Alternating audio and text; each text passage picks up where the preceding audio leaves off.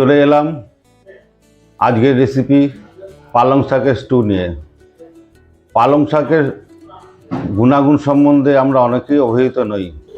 পালং শাক সাধারণত আমরা শীতকালীন সবজি বলেই জানি, এবং এটাও জানি যে পালং শাক খুব উপকারী। কিন্তু কেন উপকারী, কী জন্য উপকারী, কেন সারা বছর পালং শাক খাওয়া উচিত, সেটা আজকে জানবেন। তার খাদ্যগুণ কী, এই পালং শাকে কী কী প্রয়োজনীয় জিনিস আমরা পাই আমাদের শরীর স্বাস্থ্য ভালো রাখার পক্ষে, সেগুলো আজকে জানাবো। সঙ্গে বানাবো পালং শাকের সুস্বাদু স্টু। এই স্টু দিয়ে আপনি পুরো ভাত খেয়ে নিতে পারবেন। দেখতে থাকুন মুনমুন গ্যালিতে পালং শাকের অপূর্ব স্টু।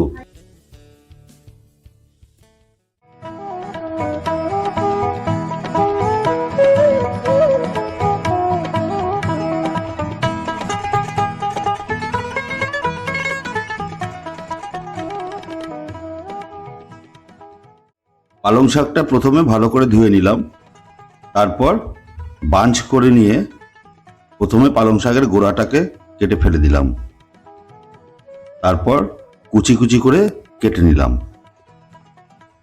রান্নাটা খুবই সহজ, কিন্তু এর উপকারিতা এবং স্বাদ অসাধারণ। এই শাক ক্যান্সার প্রতিরোধে সাহায্য করে, আমাদের শ্বেতকণিকাকে বাড়াতে সাহায্য করে। অনেক গুণ এই শাকের, দেখতে থাকুন। আলুগুলো এইভাবে কেটে নিলাম,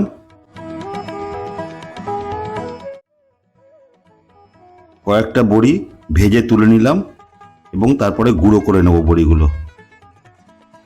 কড়াতে তেল গরম করতে দিলাম, দিয়ে 1 চামচ কালো জিরে আর 2খানা শুকনো লঙ্কা দিয়ে দিলাম। একটুখানি ভালো করে ভেজে নেব। ভালো করে ভেজে নিয়ে তারপর আলুগুলো কড়াতে ছেড়ে দেব, দিয়ে একটু নাড়াচাড়া করে নেব। নিয়ে পালং শাক দিয়ে দেব কড়াতে। প্রাথমিক অবস্থায় শাকগুলো মনে হয় অনেক শাক, চেপে চেপে দিতে হয় একটু, কিন্তু আলটিমেটলি তো শাক কমে যায়। আপনারা প্রত্যেকেই রান্না করেন, শাক জানেন সবাই। যাই হোক, গোটা 3 কাঁচা লঙ্কা নিয়ে একটু ধুয়ে নিয়ে তারপর পালং শাকের মধ্যে গোটা কাঁচা লঙ্কাগুলো 2-8 করে দিয়ে দিলাম। দিয়ে পালং শাকটা হাত দিয়ে একটু চেপে দিলাম, না হলে যদি রান্না করতে গিয়ে পড়ে যায়, সেই জন্য আর কি। তারপর 1 চামচ হলুদ গুঁড়ো দিলাম। সাবস্ক্রাইব করে পাশের বেল বাটনটি টিপে দেবেন, তাহলে পরবর্তী রান্নাগুলো আপনার কাছে সবার আগে পৌঁছে যাবে। তারপর স্বাদ মতো নুন দিলাম। কি অপূর্ব লাগছে দেখতে, দেখুন।